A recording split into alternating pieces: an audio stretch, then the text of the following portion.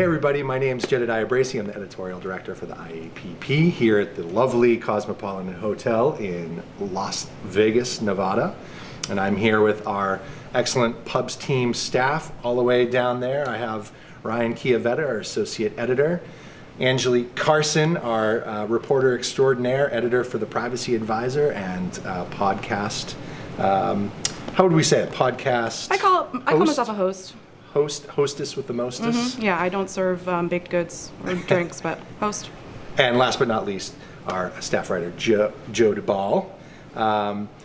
Been a whirlwind of a week here in Vegas. We had some big breaking news yesterday. Alastair Mactaggart, who was one of the co-architects of the CCPA, announced a new ballot initiative and released the text for it just this afternoon. It's called the California Privacy Rights and Enforcement Act of 2020, or CCPA, I guess. Oh my. Doesn't really roll off the tongue like CACPA used to do. Right. Our old acronym for the CCPA.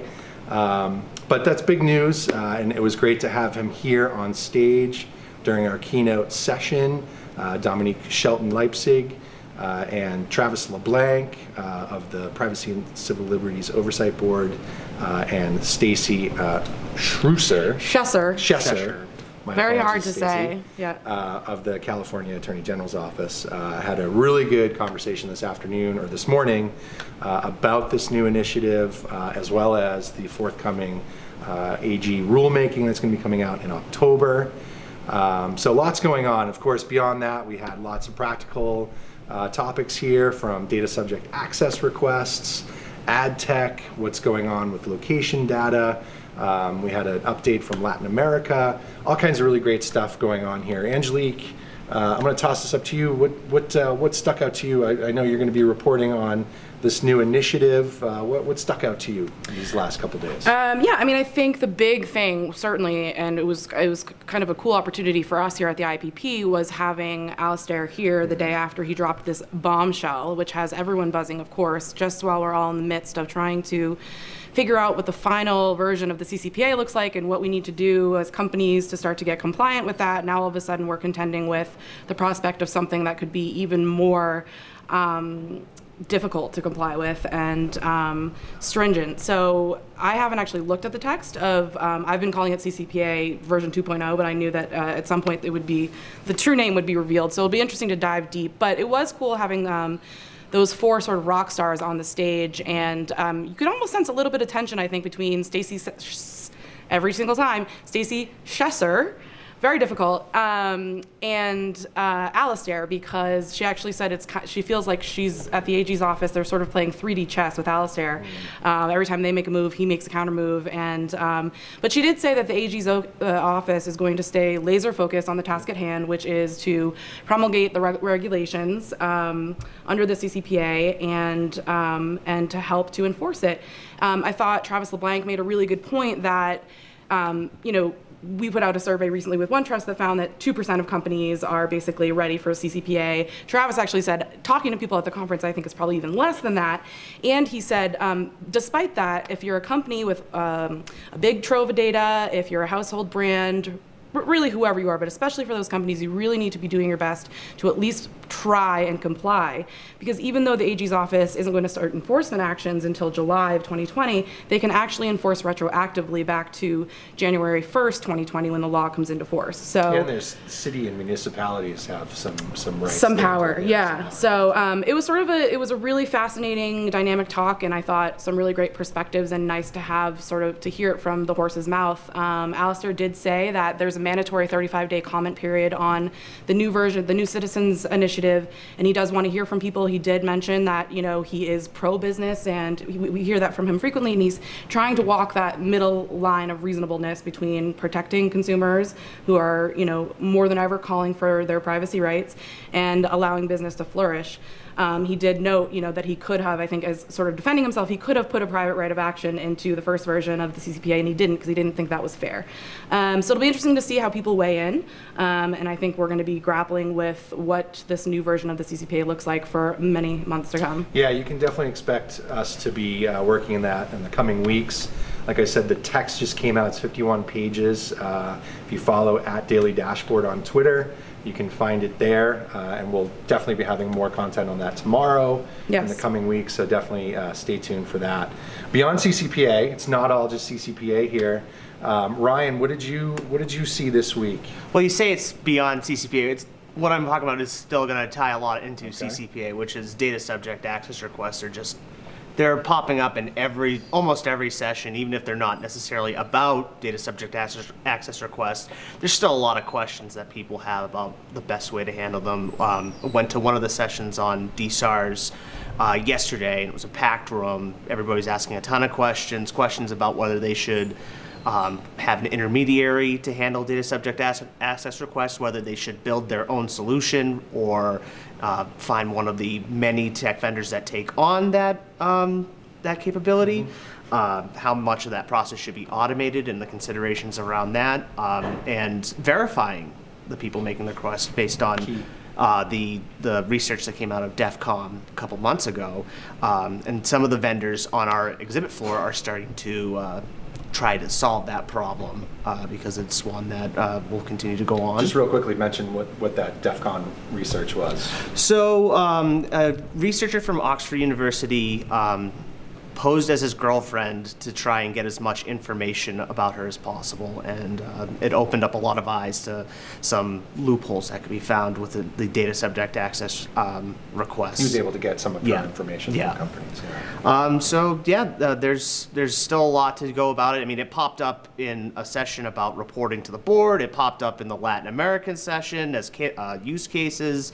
So that's just, it's, especially with the California Consumer Privacy Act, and, we're already year 2 into GDPR. There's still a lot that people have to figure out about these requests. And I think it's one of the things that, with the California AG's guidance coming out, that will help inform what happens when January 1st comes around. Excellent, excellent. Joe, what did you see this week? This was, again, the first go around for me in terms of... This was your first big event with the IAPP. First big event, first big conference. The thing that really stuck out to me was the last session that I went to today, which was USDPR and whether, there was going to be a federal, or could be a federal privacy law. Basically they're comparing it to the GDPR and the EU General Data Protection Act. In general, the message that I got out of it was a lot of people seem to think that, we're seeing a lot with CCPA, and obviously what Alastair came out with yesterday and we're all talking about today, it seems like it's really starting to push things towards a federal law. But, talking with the panel that was there, we had Obama administration officials that were there kind of, going through things, and they really don't think that it really has pushed it that much yet. They think that it's more of a listening phase still, and we're probably about 10 years out. Oh, but wow. That's what I said. That's the farthest estimation I've heard so far. That's interesting. Everybody was sitting there, and we all raised our hands at about 5 years. And, that was the general consensus, and they kind of sat up there and looked at us, and they were like, I think you guys might be a little off on that. So... but I mean, beyond that though, what they kind of talked about in that session too was, and kind of an underlying theme that I heard was, again, baseline privacy programs. And really, I wrote about this in the first workshop that I attended on Monday. Was it Monday? It was Monday. Monday. Yeah. Geez, we've been here all week, guys. Feels like it's, we're running. We're all over the place. Yeah, this is.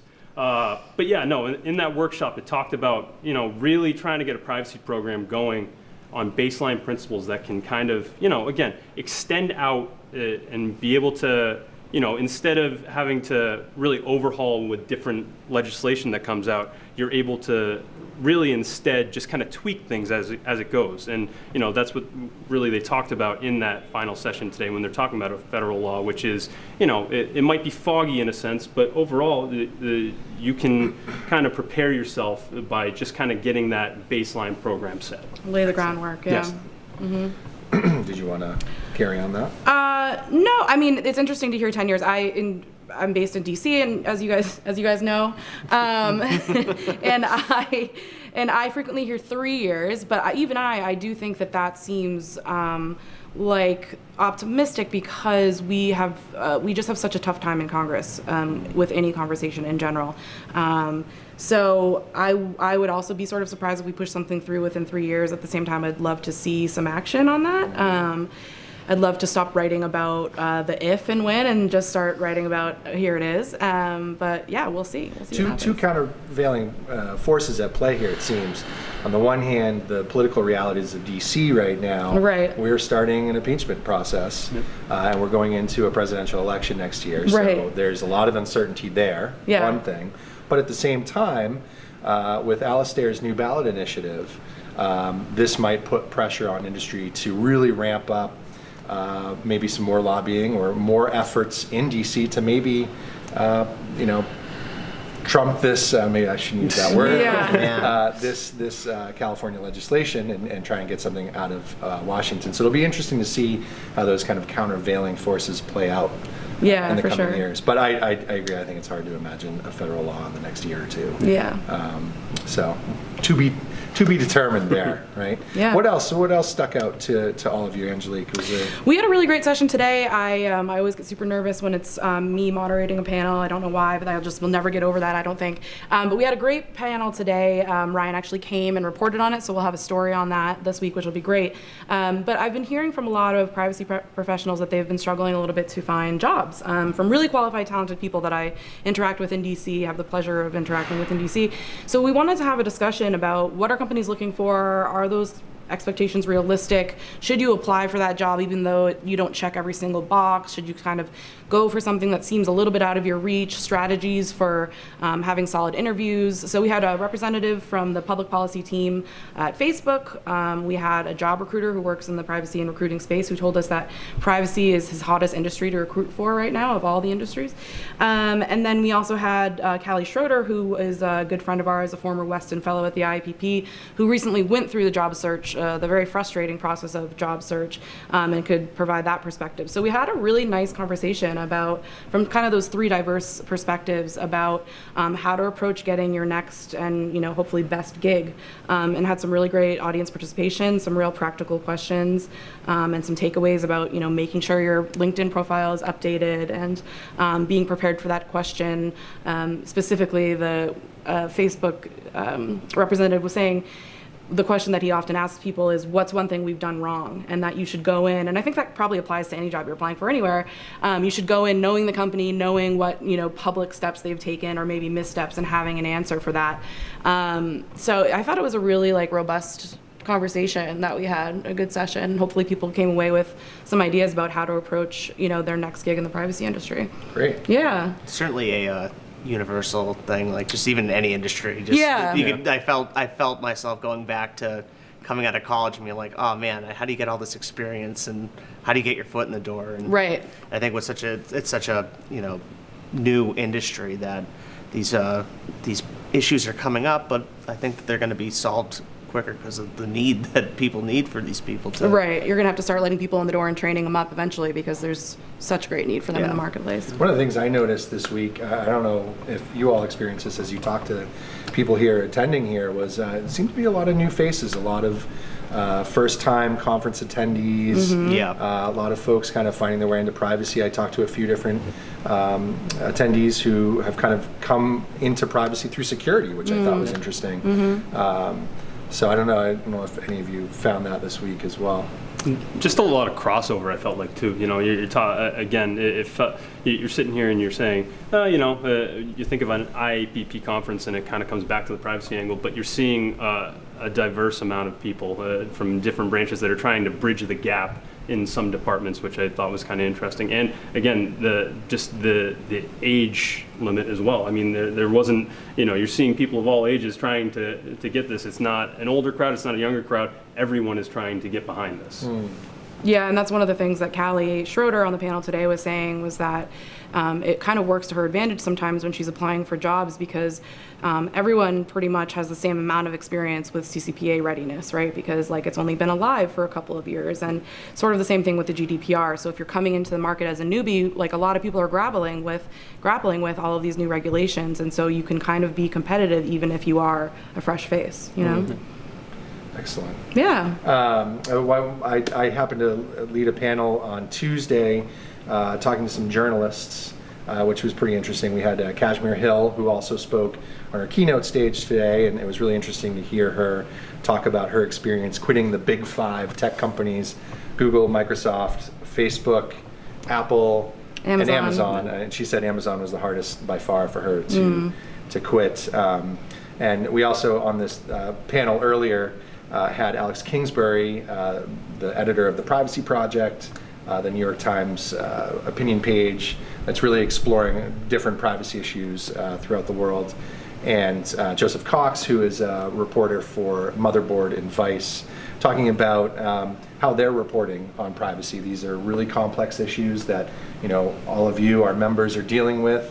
That we're trying to cover and that they're trying to cover, and helping the average consumer understand the complexity of the ad tech ecosystem and what different laws are meaning for their lives. So it was a really interesting conversation. It was funny, right before going up on stage, Alex, who not only edits the Privacy Project, has a broader role at the New York Times, had just gotten word that Nancy Pelosi was going to be announcing impeachment proceedings for Trump right as we went up on stage. So that was pretty interesting. He was able to still maintain a good conversation with us. So it's been quite a week for all of us here in Vegas and the U.S. as a whole, I'd say. Yeah. And just out of Europe, the CJEU, the Court of Justice, the European Union, ruled on the right to be forgotten, the long-standing Canil Google case. So it's never a dull moment here as a privacy reporter at the IAPP. Not at all. Any closing thoughts? I'm ready for a beer. Yeah. I think. I'm ready for some we all sleep. are. Yeah. Yeah. Let's grab a beer, cheers, and catch up on our Z's, I think. Excellent. Well, thanks for all your great work, and thanks for tuning in all. We'll see you at the next conference, hopefully. We'll next be at the Data Protection Congress in Brussels, so hope to see you there.